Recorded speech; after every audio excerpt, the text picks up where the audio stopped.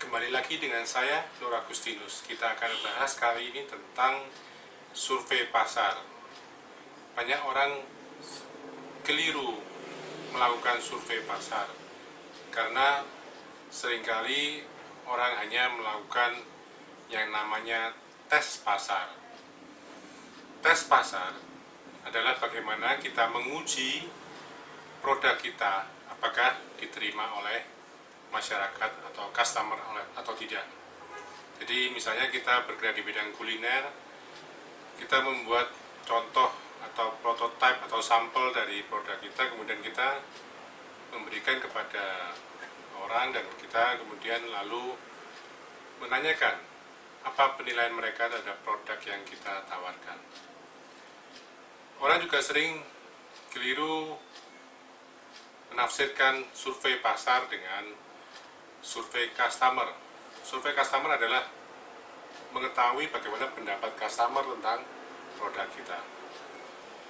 Nah, survei pasar itu sebenarnya erat kaitannya dengan bisnis kita. Karena keberhasilan di masa depan dari bisnis kita tergantung dari apakah survei pasar yang kita lakukan itu benar atau tidak. Ada 3 hal yang harus dijawab dalam survei pasar. Yang pertama adalah seberapa besar pasar yang ada.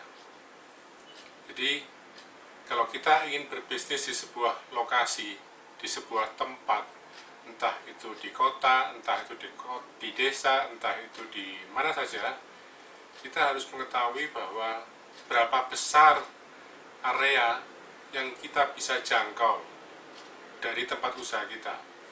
Misalnya kalau saya ingin buka toko, berapa radius yang kira-kira orang akan datang beli di toko saya? Memang semakin besar tokonya, semakin jauh jangkauannya. Demikian juga di desa misalnya. Kalau kita buat usaha, lokasi juga menentukan apakah lokasi itu ramai atau tidak. Kalau kita berada di sebuah tempat pertokoan yang cukup ramai, barangkali akan mengundang banyak orang untuk datang ke tempat itu, termasuk juga kemungkinan mampir di toko kita. Nah, besar pasar ini harus kita ketahui. Tetapi tidak cukup hanya besar pasarnya saja, karena besar pasarnya atau big market belum tentu good market, belum tentu yang besar itu bagus. Kalau besar tapi ternyata kita hanya punya atau mendapat porsi yang sangat kecil, tentunya akan percuma. Jadi ketika kita berbisnis, itu ibarat kita mencari atau kita makan dari sebuah piring. Katakanlah piring itu isinya nasi. Yang nasi itu kita harus bagi-bagi dengan orang lain. Kenapa? Karena di pasar atau di luar sana ada pesaing-pesaing yang sama, yang masing-masing juga ingin mendapatkan porsi dari pasar itu.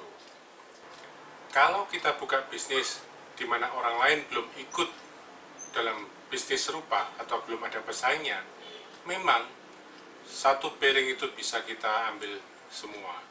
Tapi ingat, begitu orang lain melihat bahwa usaha kita laris, ramai, mereka pasti juga akan tertarik untuk berbisnis yang sama, dan dengan demikian piring itu akan mulai dibagi dengan orang lain. Jadi selain besarnya pasar, kita harus melihat atau kita harus bisa mengetahui, menghitung, memperkirakan berapa bagian pasar yang bisa kita dapatkan. Jadi kalau misalnya satu piring itu dianggap 100%, berapa persen yang kita bisa dapatkan? Kita bisa bayangkan, pertama adalah yang harus kita ketahui adalah besarnya pasar, kemudian yang kedua adalah berapa bagiannya. Karena kadang-kadang walaupun pasar itu mungkin tidak terlalu besar, tetapi kalau misalnya kita bisa mendapatkan 60%, 80%, itu mungkin lebih bagus daripada pasar yang besar tapi kita hanya dapat 5%. Dari sini semoga kita semua bisa menangkap maksudnya. Nah, inilah 2 hal pertama yang harus kita cari saat survei pasar. yang harus kita temukan, berapa besarnya pasar dan berapa bagian dari pasar yang bisa kita dapatkan. Yang ketiga adalah berapa besar margin yang kita bisa peroleh di pasar tersebut. Apa maksudnya? Kalau kita berbisnis, pasti tujuan kita mencari untung. Tentu untung yang sebesar-besarnya kalau bisa. Tetapi kadang-kadang di pasar itu sudah ada harga, sehingga kadang-kadang kita juga tidak bisa menaikkan atau menjual dengan harga yang terlalu tinggi. Terlalu tinggi kadang-kadang juga tidak laku. Sementara juga di daerah itu juga ada biaya-biaya yang harus dikeluarkan, baik itu biaya sumber daya manusia, biaya bahan pokok produksi, dan lain-lain. Nah, kita harus bisa tahu itu, dan kita harus tentukan berapa harganya. Sehingga dengan begitu kita akan bisa memperkirakan berapa marginnya. Misalnya, kalau di daerah A, itu saya kalau menjual sebuah barang membutuhkan biaya katakanlah 2.000 dan saya hanya bisa menjual 2.500, berarti saya hanya untung 500. Sementara di daerah lain mungkin biayanya hanya 1.500, tapi saya bisa menjual 3.000, untungnya 1.500. Bukankah pasar yang di kota B atau di tempat B ini lebih bagus daripada yang di tempat yang pertama? Nah, itulah yang dimaksud. Jadi selain besarnya pasar, selain bagian pasar yang kita bisa dapatkan, berapa besar margin yang kita bisa peroleh dari pasar itu juga penting.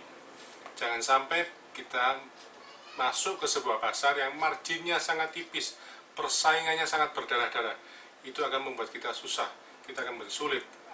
Alangkah lebih baiknya jika kita bisa mencari pasar, menemukan pasar di mana kita bisa mendapatkan pasar yang besar, bagian yang besar dengan margin yang besar. Itulah tujuan dari survei pasar. Semoga apa yang saya sampaikan ini bisa bermanfaat dan mudah dipahami. Dengan saya Nur Agustinus, semoga bermanfaat. Semangat untuk terus berwirausaha.